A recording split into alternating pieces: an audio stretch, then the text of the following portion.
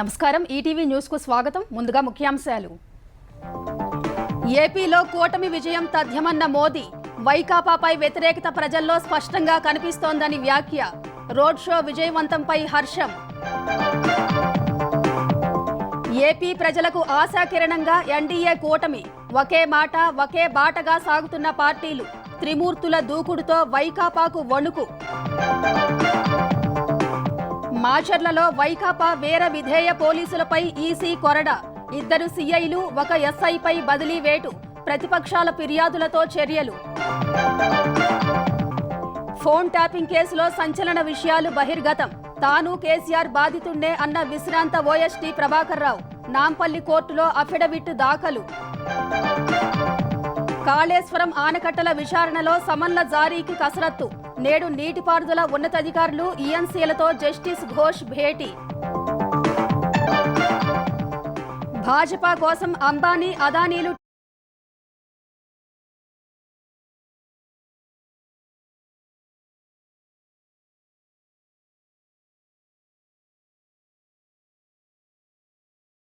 టెంపోల్లో నల్లధనాన్ని తరలించారన్న రాహుల్. ధైర్యం ఉంటే ఈడీ సీబీఐని పంపాలని మోదీకి సవాల్. వలసల కట్టడికి ఆస్ట్రేలియా కొత్త నిబంధనలు. ఉన్నత చదువుకి వచ్చేవారి కనీస బ్యాంకు నిల్వ 16 లక్షలకు పెంపు నేటి నుంచే అమలు.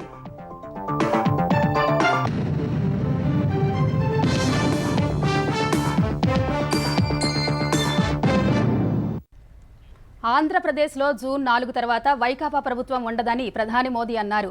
ఏపీ ప్రజల్లో వైకాపా ప్రభుత్వంపై వ్యతిరేకత స్పష్టంగా కనిపిస్తోందని తెలిపారు. ఎన్డీఏ ప్రభుత్వంపై ప్రజలు నమ్మకంతో ఉన్నారని, ఏపీలో కూటమి అభ్యర్థుల విజయం తథ్యమని ధీమా వ్యక్తం చేశారు.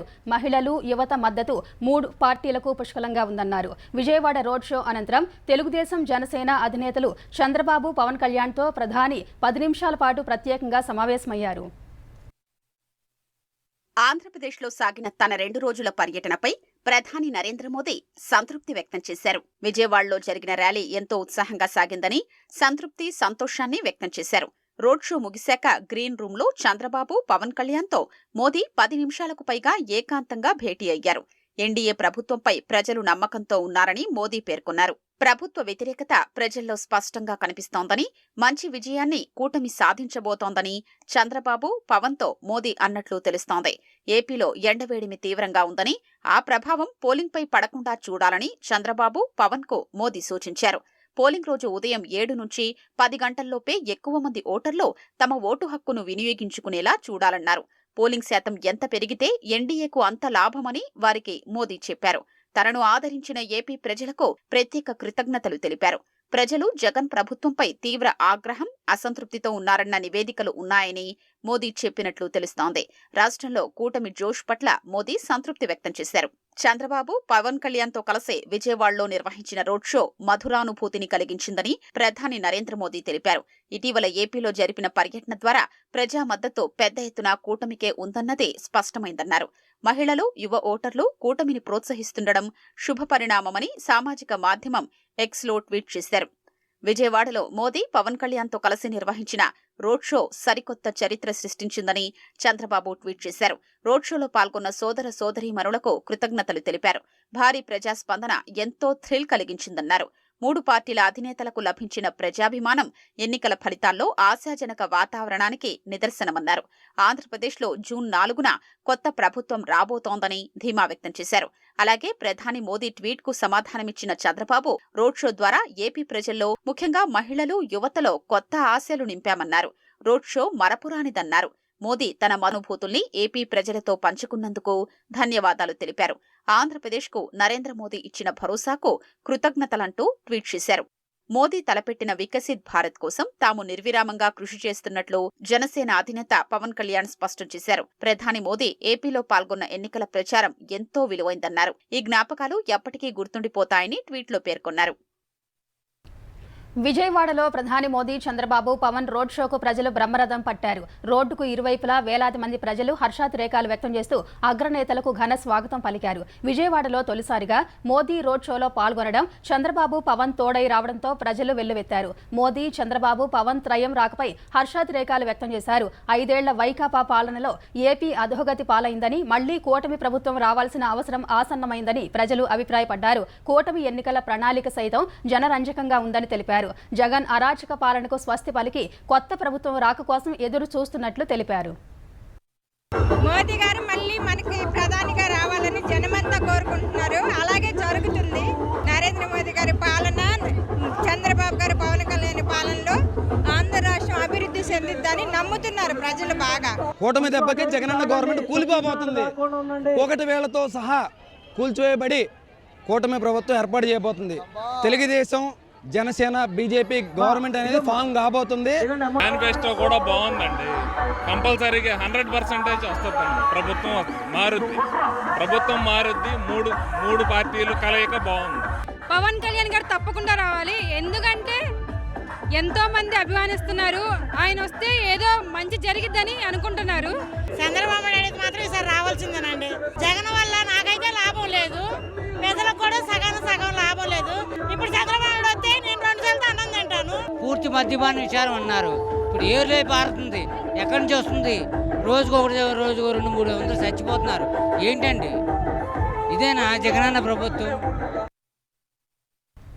తెలుగుదేశం, జనసేన, భాజపాల మైత్రి బంధం ప్రత్యర్థుల గుండెల్లో వణుకు పుట్టిస్తోంది. ఈ 3 పార్టీల కలయిక సూపర్ హిట్ అయింది. అగ్రనేతలు మొదలు క్షేత్రస్థాయిలో కార్యకర్తల వరకు ఒకే మాట, ఒకే బాటగా సాగుతున్నారు. ఎన్డీఏ అభ్యర్థులకు ప్రజల నుంచి అసాధారణ మద్దతు లభిస్తోంది. తమ జీవితాల్లో మార్పు కోసం ఎదురు చూస్తున్న ఏపీ ప్రజలకు కూటమి ఆశాకిరణమైంది. ఎన్డీఏ ధాటికి వైకాపా కూకటి వేళ్లతో పెకలించుకుపోతుందని, కేంద్రంలోనూ రాష్ట్రంలోనూ కూటమి అధికారంలోకి రావడం ఖాయమనే అభిప్రాయం సర్వత్రా వ్యక్తమవుతోంది.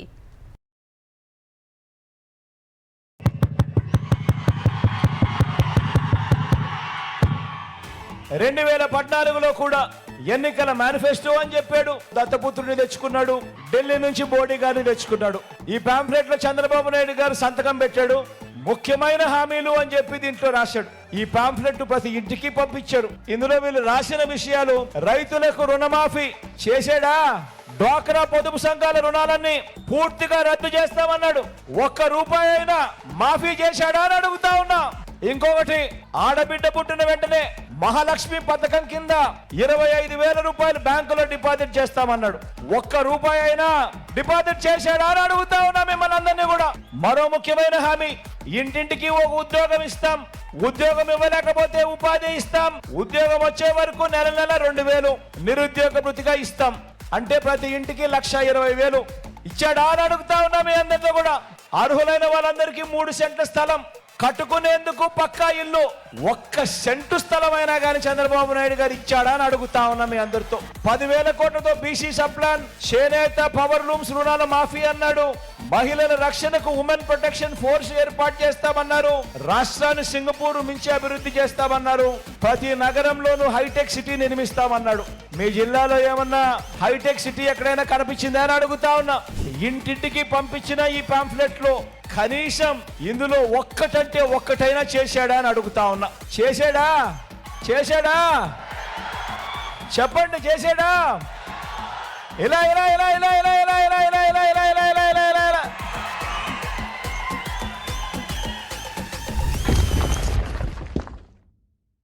ఈ రోజు ఆ కొత్త క్లయింట్ తో మీటింగ్ ఉంది.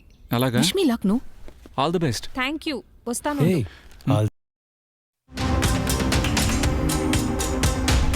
వైకాపా అరాచక పాలన నుంచి రాష్ట్రానికి విముక్తి కల్పించడమే లక్ష్యంగా చేతులు కలిపి ఎన్నికల సమరాంగణంలో త్రిమూర్తుల్లా విజృంభిస్తున్న నరేంద్ర మోదీ, చంద్రబాబు, పవన్ కళ్యాణ్ల ధాటికి వైకాపా కకావికలమవుతోంది.